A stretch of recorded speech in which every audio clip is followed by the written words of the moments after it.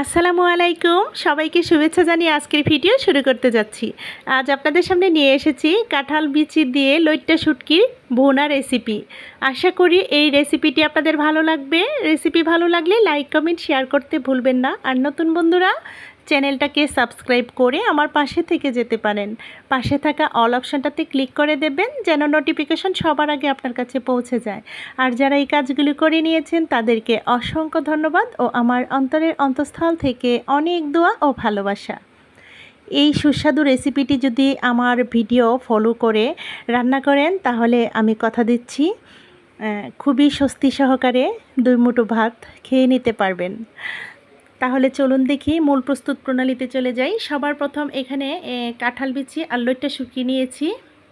কাঁঠাল বিচিগুলো খোসাগুলো ছাড়িয়ে আমি 2 টুকরো করে কেটে নিয়েছি। এরপর লইট্টা শুটকিগুলো 1 থেকে 1.5 ইঞ্চি পরিমাণ করে কেটে নিয়েছি, লম্বা লম্বা করে ভালোভাবে পরিষ্কার করে কেটে নিয়েছি। কেটে নেওয়ার পর একটা বাটিতে রেখে দিয়েছি।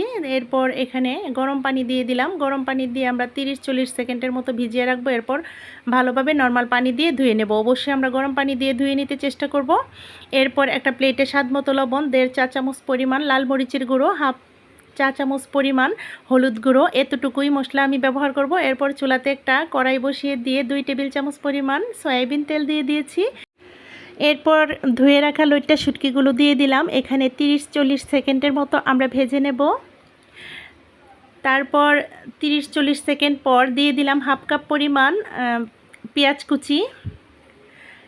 চুলার আগুনটা মিডিয়াম লোতে রাখবো। এরপর ভালোভাবে ভেজে নেব একটা সুন্দর ফ্লেভার আসার আগ পর্যন্ত আমরা ভেজে নেব। আর সুন্দর একটা ব্রাউন কালার আসার আগ পর্যন্ত আমরা ভেজে নিতে চেষ্টা করব। এখন দিয়ে দিচ্ছি এখানে ভালোভাবে ভেজে নেওয়ার পর 1.5 চা চামচ পরিমাণ আদা রসুনের বাটা। তারপর দিয়ে দিলাম যে মশলা, হলুদ, মরিচ, লবণ দিয়ে দিলাম। দিয়ে ভালোভাবে কষিয়ে নেব। 4-5 মিনিট কষিয়ে নেব। এখানে সামান্য পরিমাণ পানি দিয়ে আমরা মশলাটা কষিয়ে নেব। দিয়ে দিলাম এখানে সামান্য পরিমাণ পানি, এখানে 1/2 কাপ পরিমাণ পানি দিয়ে দিয়েছি। দিয়ে ভালোভাবে নাড়াচাড়া করে 3-4 মিনিটের মতো ঢেকে আমরা এটা কষিয়ে নেব। 3-4 মিনিট পর ঢাকনাটা সরিয়ে আবারও একটু নাড়াচাড়া করে নিচ্ছি। মশলাটা ভালোভাবে কষানো হয়ে গেছে। তেলটা যখন ভেসে আসবে তখনই আমরা বুঝে নেব যে মশলাটা কষানো হয়ে গেছে। মশলাটা কষানো হয়ে যাবার পর এই পর্যায়ে দিয়ে দিলাম কেটে রাখা সমস্ত কাঁঠাল বিচিগুলো। আমি 2 টুকরো করে কেটে নিয়েছি। আপনারা চাইলে আপনাদের পছন্দ মতো লম্বা করেও চিকন করেও কেটে নিতে পারেন। তবে এই এই রান্নাটাতে এভাবে কেটে দিলে কিন্তু অনেক দেখতেও ভালো লাগে, খেতেও অনেক সুস্বাদু হয়। ভালোভাবে একটু নাড়াচাড়া করে আবারও আমি 3-4 মিনিটের মতো ঢেকে দিয়েছি। 3-4 মিনিট পর ঢাকনাটা সরিয়ে আবারও একটু নাড়াচাড়া করে নিচ্ছি। আমরা সমস্ত উপকরণগুলো আবারও 4-5 মিনিটের মতো কষিয়ে নেব। কাঁঠালের বিচিগুলো, লইট্টা শুটকি আর মশলার সঙ্গে গা মাখা করে ভালোভাবে কষিয়ে নেওয়ার পর দিয়ে দিলাম এখানে 10-12টি রসুনের কোয়া, বড় বড় রসুনের কোয়াগুলো দিয়ে দিয়েছি, ইন্ডিয়ান রসুনগুলো। এরপর আবার একটু নাড়াচাড়া করে এখানে দিয়ে দিলাম পানি। অবশ্যই আমরা গরম পানি দিতে চেষ্টা করব, ঠান্ডা পানিও দিতে পারেন, কিন্তু আমরা চেষ্টা করব গরম পানি দিতে রান্নাতে, তাহলে কিন্তু রান্নার স্বাদটা অনেক গুণ বেড়ে যায়। তারপর আবারও 5-6 মিনিটের মতো ঢেকে দিয়েছিলাম। ঢেকে দিয়ে 5-6 মিনিট পর আবারও ঢাকনাটা সরিয়ে এখানে কিছু পাকা কাঁচামরিচ দিয়ে দিলাম। কাঁচামরিচ দিয়ে আবারও আমি 5-6 মিনিটের মতো ঢেকে রান্না করে নিলাম। 5-6 মিনিট পর ঢাকনাটা সরিয়ে আবারও একটু নাড়াচাড়া করে নিচ্ছি।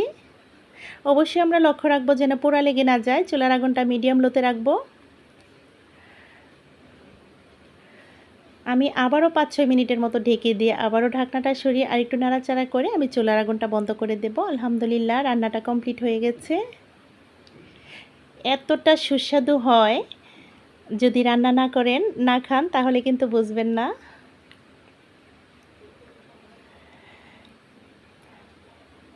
রান্নাটা কমপ্লিট হয়ে গেছে।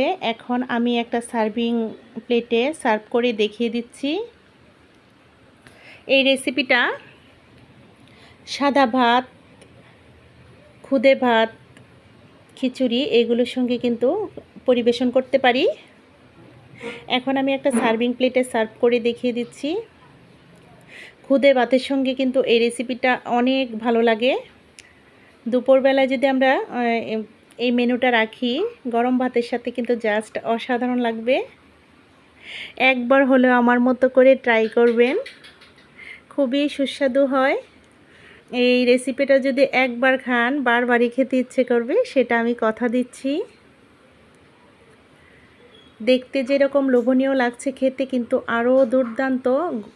মানে গোস্ত খাওয়ার কোনো ইচ্ছাই জাগবে না এটা খাওয়ার পর, শুধু মন চাইবে এটাই খাই। আশা করি রেসিপিটি ভালো লেগেছে। তো আগামী ভিডিও দেখার আমন্ত্রণ জানিয়ে আজকের মতো ভিডিওটা এখানেই শেষ করব।